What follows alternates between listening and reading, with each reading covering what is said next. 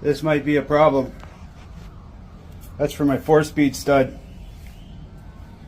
I'm gonna have to see if I clean that up or it's gonna have to HeliCoil it. 1/2 inch thread repair. 17/32 drill bit. Gonna drill that hole out 17/32. Install a 1/2 inch HeliCoil.